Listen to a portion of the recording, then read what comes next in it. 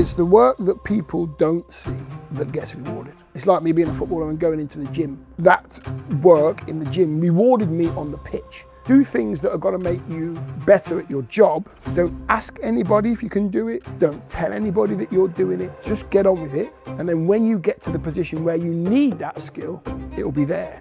It's very rare that you will start your property portfolio and not get things wrong. You will lose money or you'll just level out. So it's all about information. Indulge yourself into the programs that you need to watch. I mean, my programs is the perfect one. Do you feel your journey was a little bit different and the way you spent your money, the way you invested in property because of the people around you then?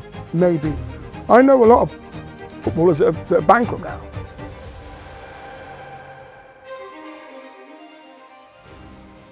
Hi everyone, we have an incredibly special guest on the podcast today. He has done it all, from football to property. Please join us in welcoming Dion Dublin. How are we? We're excited. That's how we are. How are you, Dion? I'm very well. Look at me. I'm chilled out, man. I'm relaxed. I'm at home. You guys have come to see me.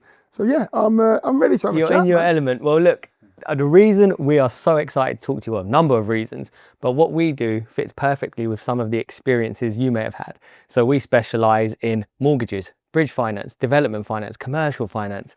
And I know there's a lot of people out there who may not know us, but will definitely know you and would love to hear your experiences. So on that note, Dion, from penalties to properties, can you... I did take penalties as well, by the way. I did take penalties as well. Exactly. So do you remember the point of when you maybe looked at your first property or had that first conversation with a mentor to say, you should get into property? Yeah, I think I was around, 18, 19. It doesn't really register how it should register. As a grown-up, it registers because money is more precious when you're older. But as a kid, it's definitely something that I listened to and kind of stored it on the back burner, back of my head. I'm playing football for Cambridge United. I'm thinking, I'll be all right. I'm earning 130 quid a week. I'll be fine, which is what I was earning back then, which was amazing. But really, when it registered, I think I was about 23, 24, and I signed for Man United in 1992. And I bought my first property in Cheshire, in Oldley Edge, little terrace cottage. It was beautiful, 2 up, 2 down, literally. I didn't know there were 2 up, 2 downs in Oldley Edge, let me tell you, but it was tiny. And I bought that one, and I left Man United about 2.5 years later, 3 years later, and I kept it. And then I went to Coventry, and I bought 2 more, and I kept them. When I went to Villa, I bought 2 more, and I kept them. And before I knew it, by kind of mistake, I got myself a little portfolio, and that's kind of how my property love, really, my passion for property started when I bought the one in Oldley Edge. Do you remember who it was that when you were 18, 19 was telling you about property? It wasn't really anybody telling me about property. It was about me hearing it and realising that, oh, that's interesting. Picking up things. It's like when you have new coaches and new managers, mark at the near post because of that. Go to the far post because of that. Put your penalty there because of that. And you store these things and you use what you feel is going to make it better for you.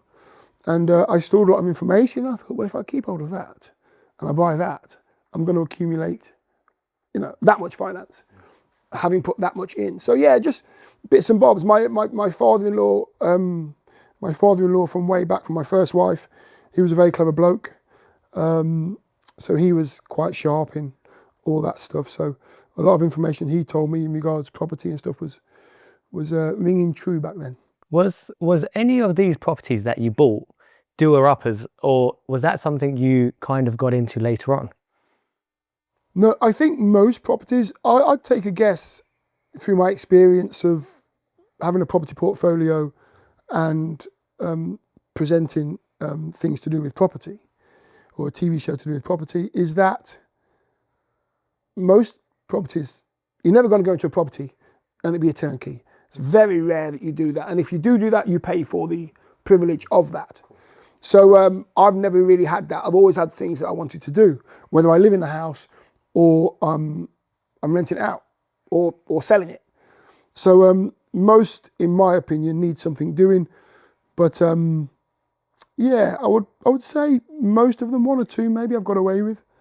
A lot of the time I've squashed it and started again. So Put your own touch on it, put your own stamp. Yeah, exactly. Yeah, if it's your home, Yeah. then you tend to, do what works for your family life. So yeah, it's interesting. And do you feel differently about those properties after you rent them out, or do you still hold an emotional connection? Because a lot of people, especially investors, will say don't get emotionally attached to the properties, but you've lived in it, you've done it the way you want.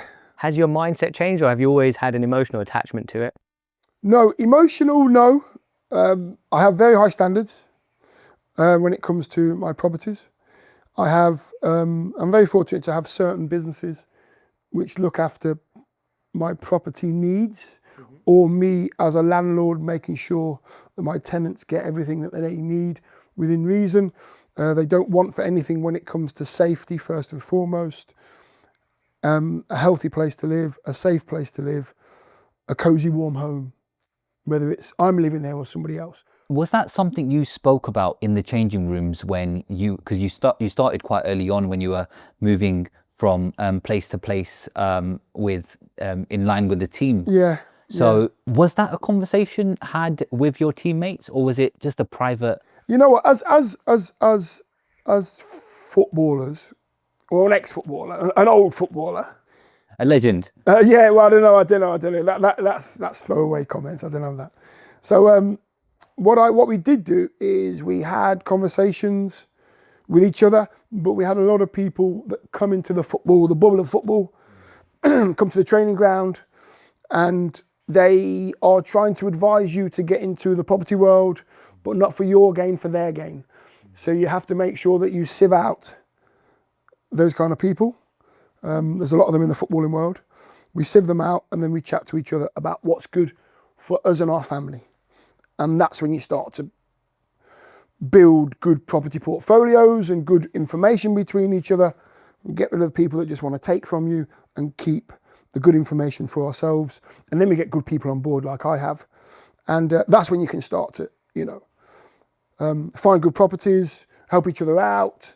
I have a building company, I have an estate agent, I have an auction house.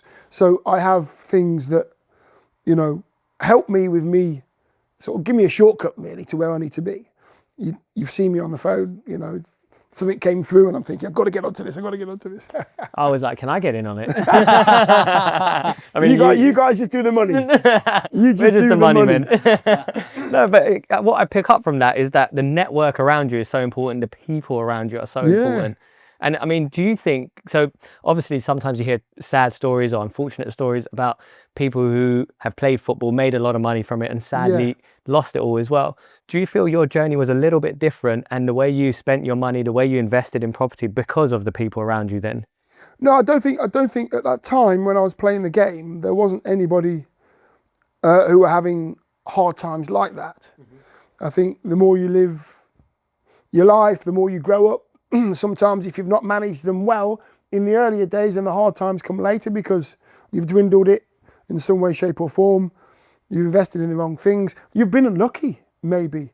I know a lot of footballers that are bankrupt now. I know a lot of footballers that are bankrupt because of bad investments, or they thought it was a good investment and they've had their money stolen from them. So, it's players get a bad rap for being bankrupt and having money problems right now. I've got to say a lot of the time, the players have thought they're doing some good thing and somebody's taken their money from them. So they haven't had a chance to put their money into property or where they thought it was going. It's not gone there. So they've got nothing left. So I feel for those players. Most players are quite sharp though. Most players have property. Most players have good people around them. And a lot of people call me and ask me, Dion, what would you do? And they do. And I'm no expert. I am no expert by a long shot. That's why I have good people around me. That's why I have professionals that look after the estate agency, professionals that look after the auction house.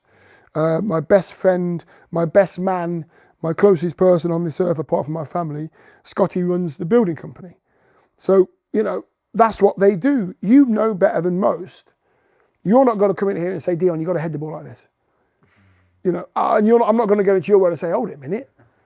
Don't give them that much. Don't do it that way. Do that. You know, put people in place that are better than you at doing that job. It's simple. So what would you say your strengths are in your circle of property community? I think I'm good at seeing property that's going to work financially, property that's going to work to become a nice home for somebody, locations, when to buy, how to make something out of nothing. This house didn't look like this.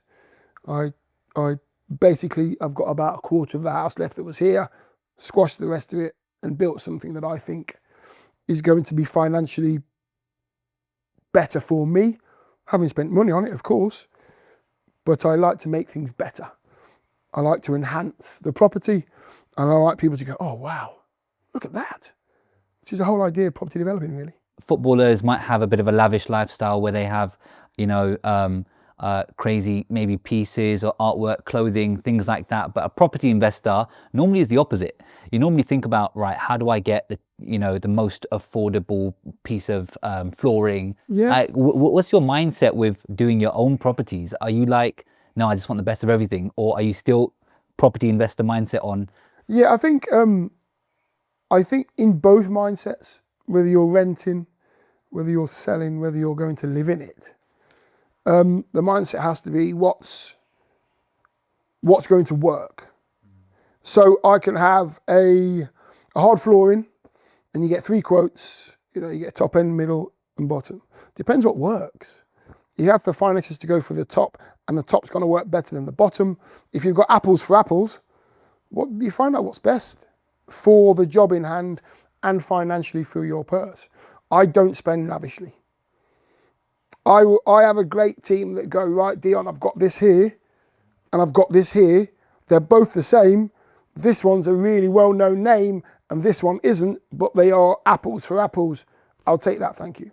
It's just logic. It's just, don't be lazy. That's what I would say. Don't be lazy.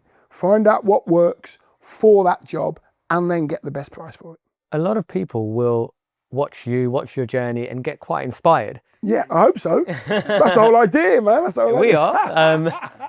So in terms of your advice, because a lot of people want to transition into property. So you went from one career, which you were really successful at, and made a success in a different area, property. Yeah. So a lot of people will be in a career where they're doing well, but have aspirations of doing similar, getting into property. What advice would you give to make that transition smoother and help them not make some of the mistakes maybe you made or have seen other people in the community make? Yeah, I think back to your very first question is the answer to your present question is I started getting advice when I was 18, but I bought my first property and I started my portfolio 4 years later, 22, 23, when I signed at United.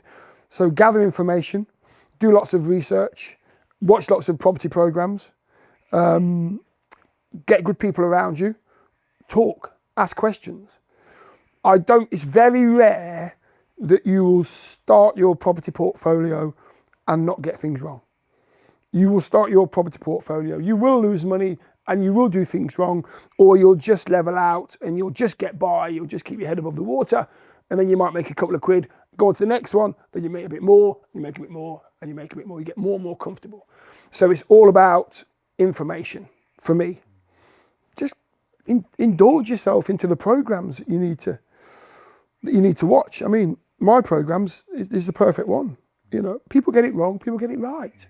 If they get it wrong, they learn from their mistakes. That's the big thing. Dion, what's keeping you busy now away from footy?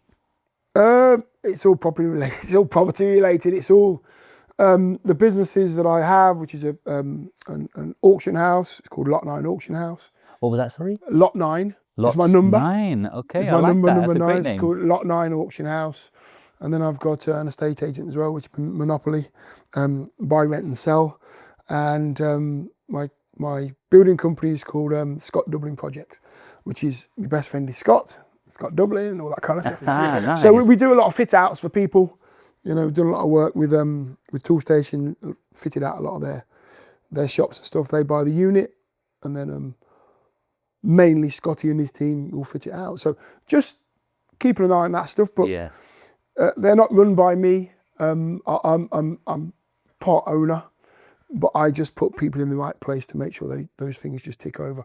But I enjoy it because it helps me learn as well when it comes to building an actual physical build, and you know how the property world works and all that kind of stuff. So kind of keeps my hat in the ring, so to speak. I love it. I love it. So with the businesses you've started, take the auction house, for example.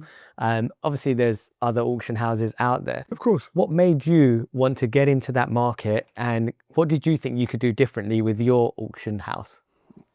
Hopefully the fees aren't as high as everybody else's fees, which Money talks? Well, yeah, you know, if you're not charging the seller and the buyer as much as others, and you're giving the same apples for apples service, then why not? I'm never going to be as big as, you know, the others. I've got an estate agent as well, and there's a lot of people come to the estate agency to say, listen, I want to auction this house. And it kind of works nicely because a lot of people come to the estate agent and say, listen, I don't want to put it on the market, I want to just auction it, I need it gone. So to have that sort of, I don't know, that sort of sister company. Yeah, the synergy there between the two. Synergy is the word, exactly, yeah. You know, you can just kind of hit both markets, so. We're in a market where obviously there's a lot of brokers out there, and we try to pride ourselves on our customer service. Okay. So one of the things, but not only our customer service, it's making sure the journey is smooth for the customer who might be buying their first home, lovely new home. Yeah. But what we actually do in return off our own backs is for every mortgage we write, we work with our charity partner, Smile, and we donate a food parcel to a family who isn't moving into a lovely new home. But imagine mum, dad, 3 kids in a hotel room, no cooking facilities, and we'll donate a food parcel for every mortgage that we write. Oh, wow. And we've done amazing in the last few months, helping loads of families, not only on their mortgages, but loads of families just in life. So Dion, tell us about some of the causes you've been passionate about and how you've helped the community. You know what? That's good, by the way. I like that. That is really good. And what I like about that is a business is a business, and a business has to make money, or it's not a business. It's a waste of time. It becomes a passion, becomes a hobby. And in order for you guys to do that, it means that you are doing well in your business, but you're kind-hearted people and you're happy to give back a little bit. It goes a long way, especially in our world, the property world. Stuff that I do and stuff that sticks with me. When you're a player, you're always into the charity world, and we love doing it. We don't tell anybody about it. We just go and do it. Sometimes this is an individual. Sometimes 3 or 4 of us will say, listen, why don't we do this? And as a footballing team or football club, we go to a children's part, Birmingham Children's Hospital, for instance. You know, I was at Coventry for 5 years, Villa for 6 years, Leicester for 2 years, 2.5 years. So during that time, I'd be going to Birmingham, you know, Children's Hospital a lot, which was great. And you give back your time and your effort, and then it kind of gets good to you, and you think, well, what do I want to do? Yeah. You know, what can I do? So I've done a lot with cancer research. I've done a lot with bowel cancer, with the Bobby Moore Fund. I am currently trying to do my very best for the Dion Dublin Trust, which is ovarian cancer. I've lost family with cancer-related issues. So the Dion Dublin Trust to me is very important. I also love dogs and pets. My dog's out there fast asleep. You've seen her, she's been in here. She's amazing. Yeah, she's amazing. Maggie, a little bull mastiff. Well, not little. Yeah, not little, but you know what I mean. So yeah, I do something with a pet blood bank as well. Oh, wow. So people don't realise this, or people realise it but don't think about it, is that when a dog goes in for an operation, it needs blood. Okay. And you have to find the right blood type for that dog or that animal. Oh, wow. So you have to find a match, and you have to get that animal to give their blood in order to save that animal.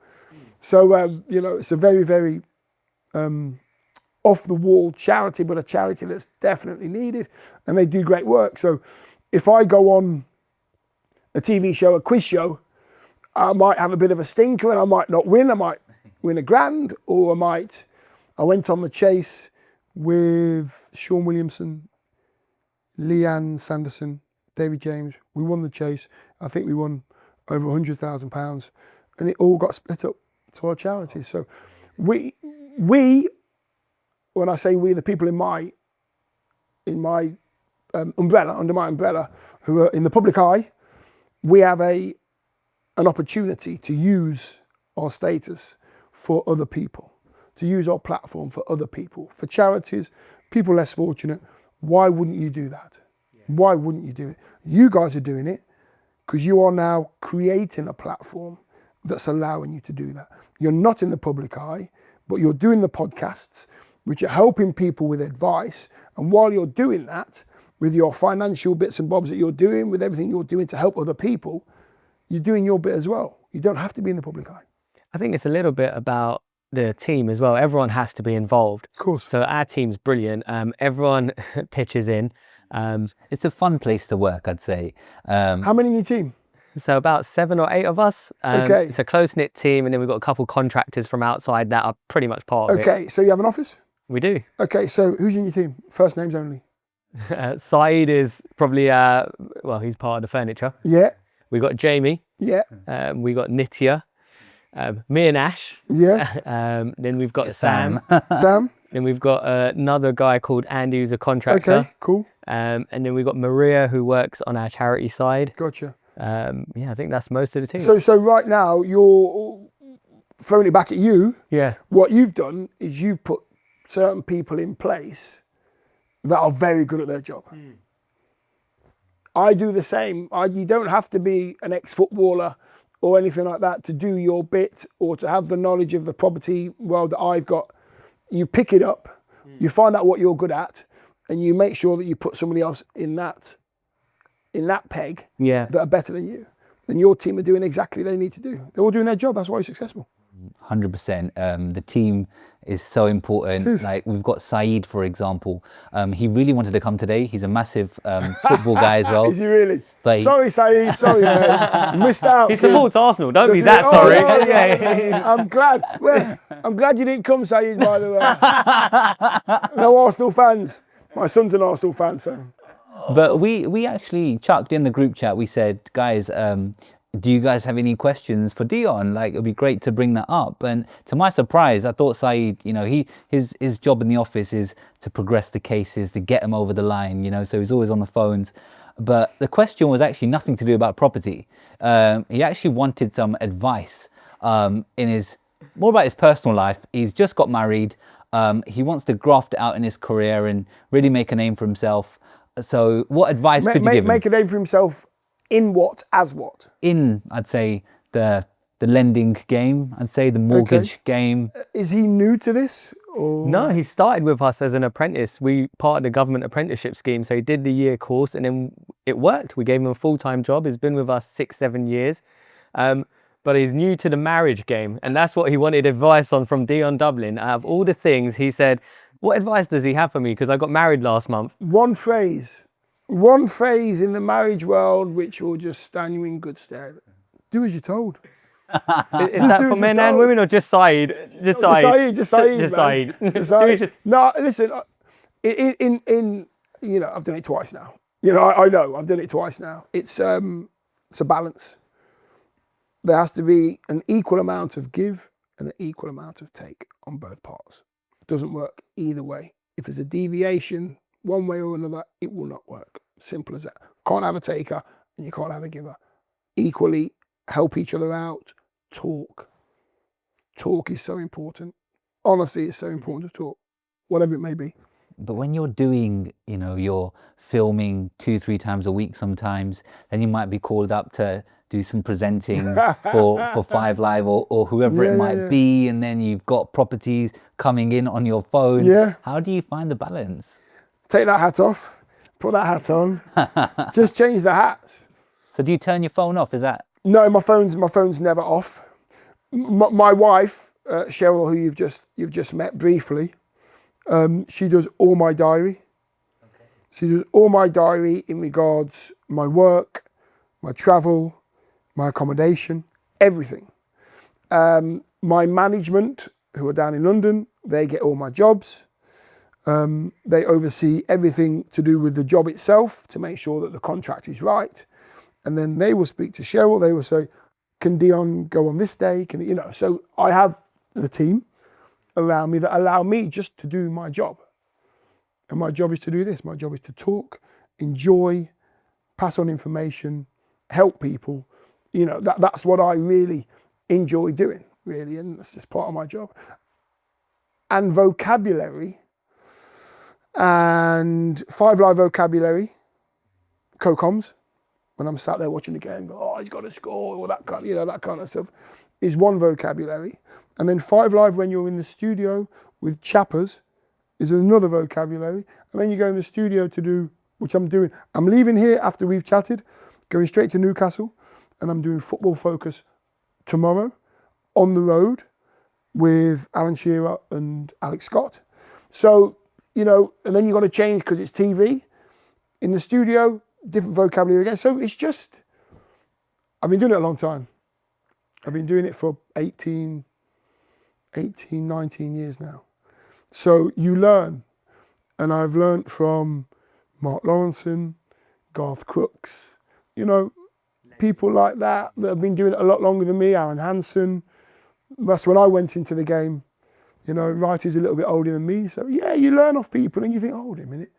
You cannot sit like that when you're on the TV. You've got to sit up. It's just, it's manners. If you need to sit forward, sit forward. All these things you pick up. I know that today this is relaxed. We're having a chat. We're getting information out of each other. You want to know about my life in property and football. It's just relaxed. I can relax a bit. Brilliant advice. Out of all of it, though, I'm going to get a T-shirt for Saeed that says, just do as you're told. Just do as you're told. Yeah, in your marriage, at work, just do as you're told. That's it, full stop. We're getting that T-shirt.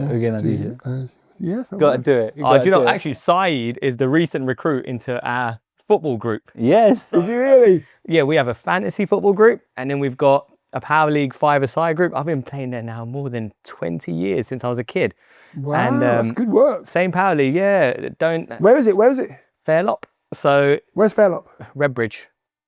Don't know it. Fairlop Walters. So, I've been East London. Yeah. So I do a lot of Power League presentations. Okay. So I've done Shoreditch. Oh, okay, yeah. Whether that's a Power League, but it's just the same kind of. I've been there once. Someone did an format. after work game. Corporate companies tend to do a lot of things there. Yeah. That's what I've done a lot of. And there's one in Bushy as well. Oh, North London. Yeah. Yeah, there's one in Shepherd's Bush as well. I've done a few of them actually. Oh, They're fair. good. They're good. Well, It gets heated, lads, doesn't it? Yeah. It gets heated, lads. everyone hates how good I am. That's the problem. So Hold it a minute. That's on camera now. You know that, don't you? That's and on it should be. camera. And it should. That's Do you know, in fact, I want to say, let's call my football group up right now. And Dion, you can tell them you've seen me play and I'm really good. Can we see the reaction of everyone on that Go on then. group? You'll get a lot of brownie points for this. I don't mind that. I don't mind that. All right. You can do that. Let's see who answers. Everyone's probably going to be at work and everything. That's fine. so If they don't answer, then you do miss it. out, Let's do it. Let's do this live. I am just going to tap away. And And what am I being forced to say? Just say Raj is, you've seen Raj play football. He's Okay. brilliant. And I'm All right. sure they'll all agree. Okay. yeah, so it would just be interesting to see what their reaction is to that, Dion. That's Okay. it. Here we go. Sunday, 9 a.m. group chat. When you go up north, Mm-hmm. when you go up north, do they still call you Raj or do they call you Raj? They call me Raj. And I had a guy from Newcastle, first time I spoke to him, I actually really like that accent, weirdly, the Newcastle accent, because I don't know, you hear it on Big Brother and stuff. Yeah. There's something about it. He was like, and I think people are really polite the further up north you go as well. Maybe I'm so used to London, but I pick up the phone and be like, Raj. And I'd be like, oh. I'm the same. I call people, because I'm Yeah. Leicester born. Yeah. And everything for me is, it'll be Raj, it would be Bath. Yeah. That's just the way my accent is. Okay. And I just wondered, because I have a friend up north, and Yeah. all my friends from south call him Raj, and I call him Raj. Yeah. So, But I loved it because as soon as I picked up the phone, he was the only one who said it like that. yeah. And I loved it. And I was I wondered if it was okay as the owner of the name to be able to accent it. It's okay. it's absolutely fine. So I've been called much worse, don't worry. Cool. Trust me, yes. Probably going to hear me called Trust me, much worse in about yeah. 2 seconds. Like, No one's picking up, you see. so the problem is there's too many people in the group. So it's not Just call the group. So yeah, that's what it's not letting me do because there's too many people in the group. So I think it's gonna let me call one lucky person instead. What set up a group with Saeed, Zach, and Nikhil. They're the ones. All right, yeah, cool. And your brother. Let's do that. And your brother. Or why don't you just record me saying that and then put it on the group? Oh, do a video. I want Saeed to hear it from Dion. Yeah. Yeah, so we can do the video. Yeah, go on.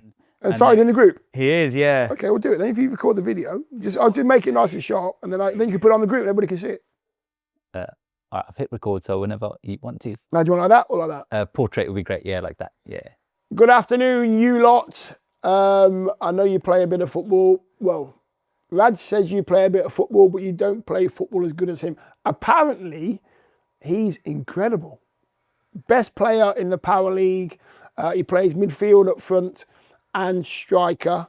He can go in goal on the odd occasion. Apparently, he does everything better than everybody else. So you lot are rubbish, and Raj is amazing. Don't forget my amazing toe punts. Oh yes, don't forget, Raj has an amazing toe punt on him, which apparently goes in the top corner every time he tries it. What a load of rubbish. Lots of love from Dion.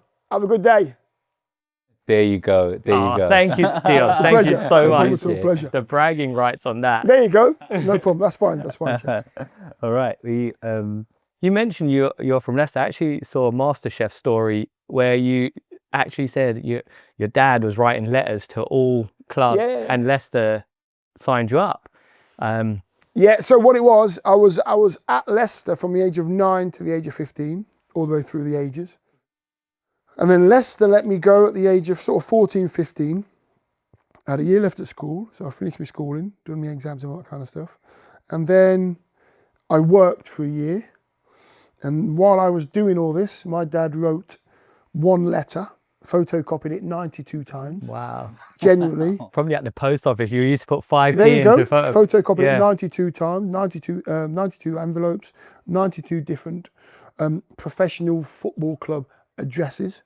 Wrote them all out by hand, stamped them all, posted every single one, and waited for replies. Got about 25 replies. Got about 12 people saying, yeah, we'd love to see your son for a trial. And then about 5 or 6 of them went through with it.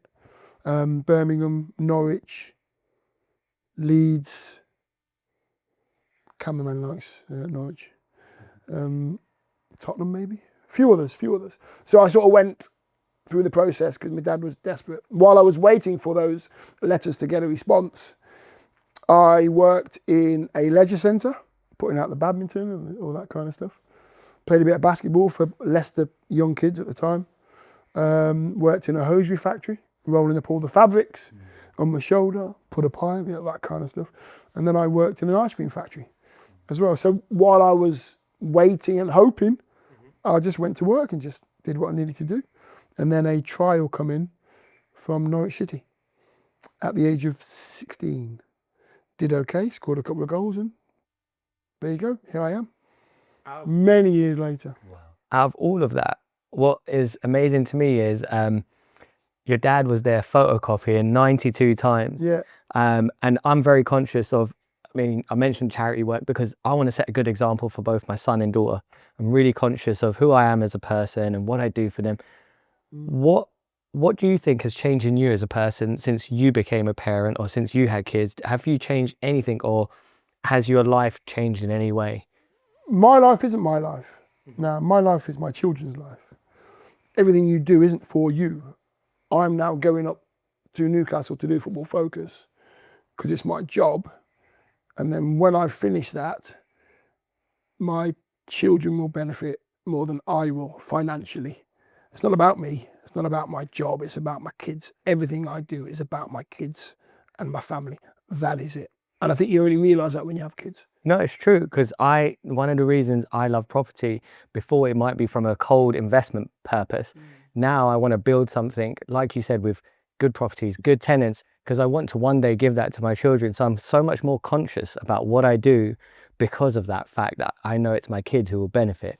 And one of the things is as well, one thing that you would have done when you had your first child, regardless of how old your child is, once you have a child, about a year, 2 years later, you'll go, gosh, what did I do with all my time? What did I do with it? Because your time's not your time now. you know, whatever you do is all about your kids and your time, your kids' time. So you think, what did I do? Because I didn't have the kids, I didn't have to make any food, didn't have to change any nappies, didn't have to take anybody to school. What did I do with all my time? Because you forget. You know, it's quite a selfish life when you have no child. Yeah. Do you know what I mean? Because it's all about you and your partner, you know, or just you. It's, you know, you think, what am I going to do? It's just everything you do is for you. And it's nice to be able to get into that world where you can give what you have to somebody else so they can benefit.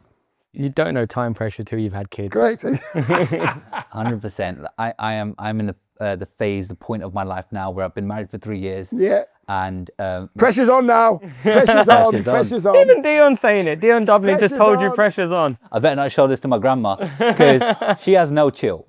She'll be, you know, we'll come back from a holiday and she'll be like, "Oh, so you've wasted my time." I'm like, "Oh, really?" She was like, "You're wasting my time. You're wasting my money." I'm like, "We paid for it ourselves. What's going on?" There you go. You see.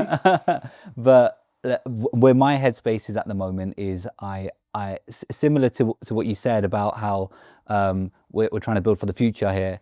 I've got the opportunity now where I don't have kids at the moment, where I can just graft it out and work as hard as I can, because hopefully eventually, you know, I do have a family, and then I can say that, right, you guys have got hopefully a better life because I worked really hard. That will be my reward. But yeah, it is tough because come home late sometimes. We've just moved into a new place. Me and the missus were trying to get things sorted. It's tough.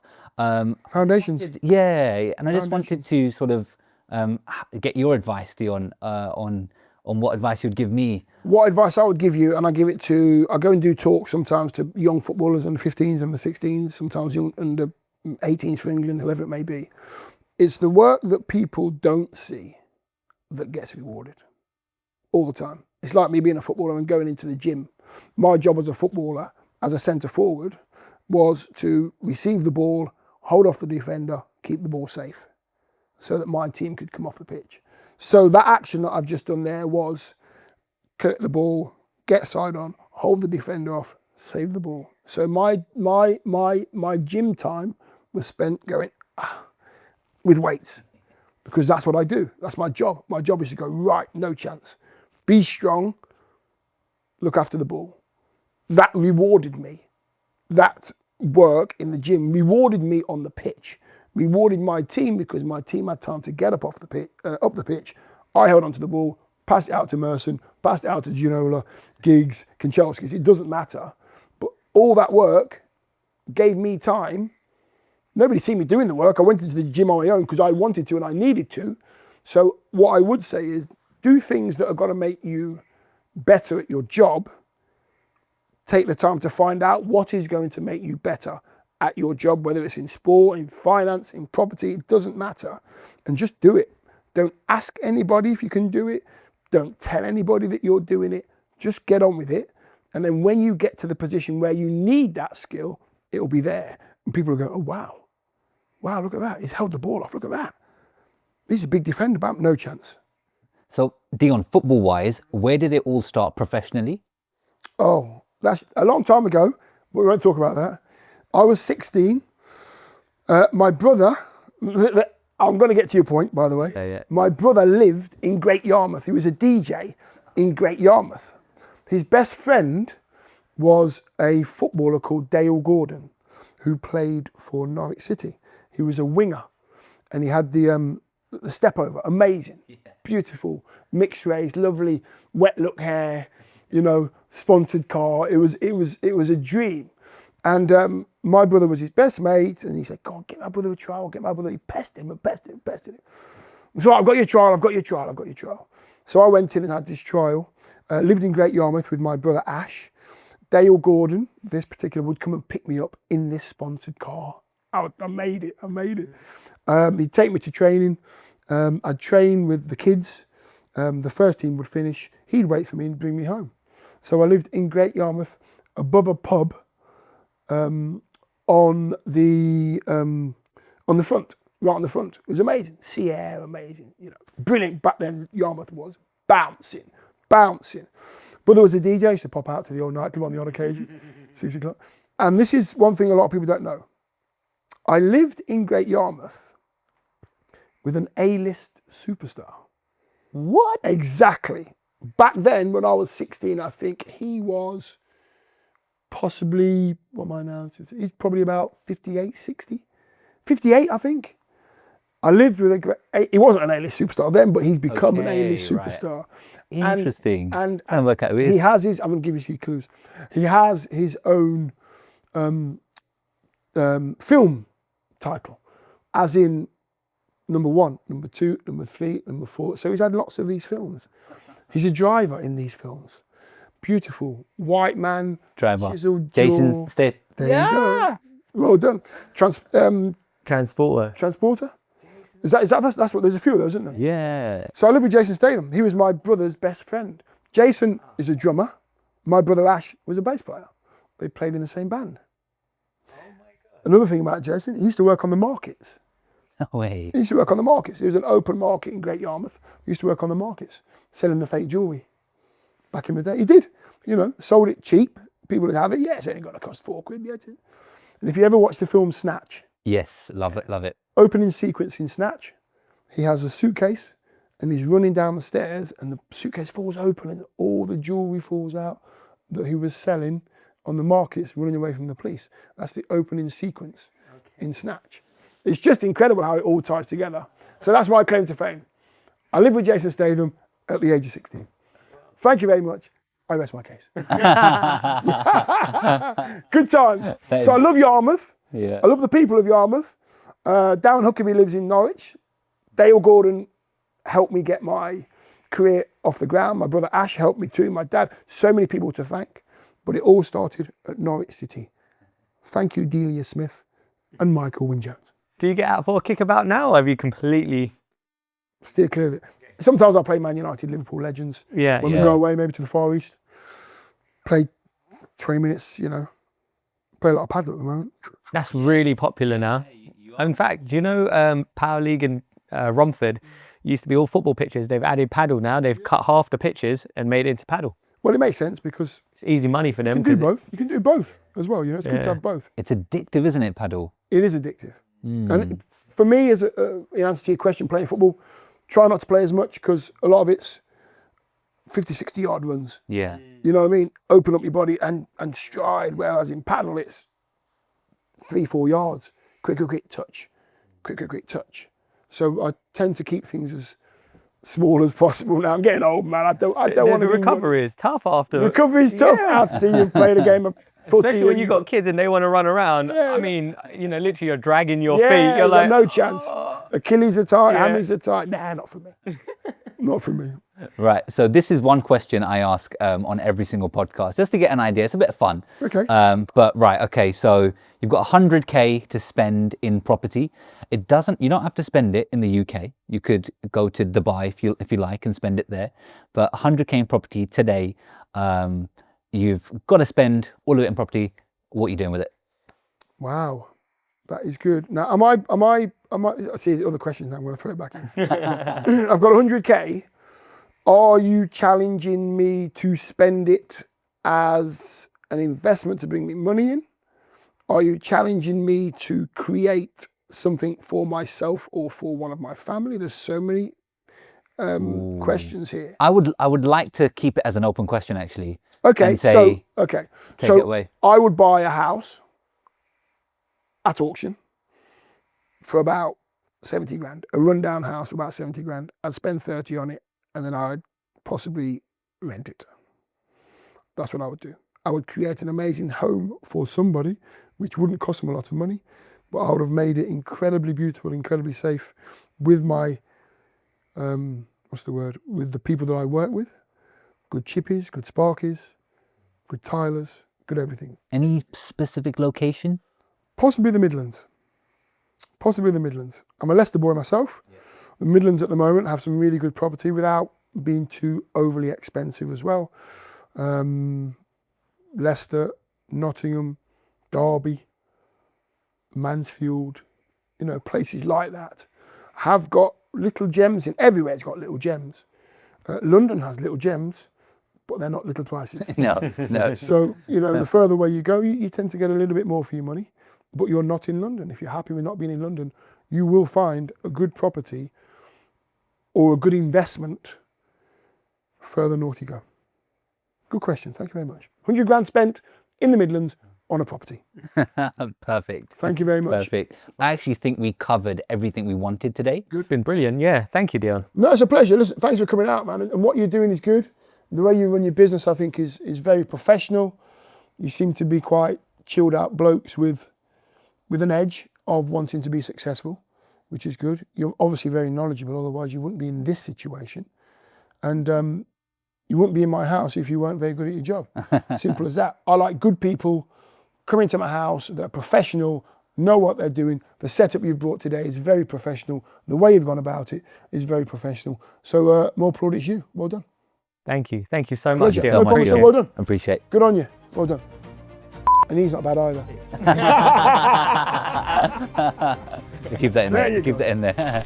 So guys, listen, I just want to say this before I go. I've had a great day. These two have been okay as well. If you've enjoyed it, if you've had a good time, if you've learned anything, you've picked up any tips, please like and subscribe. There's loads more where this came from.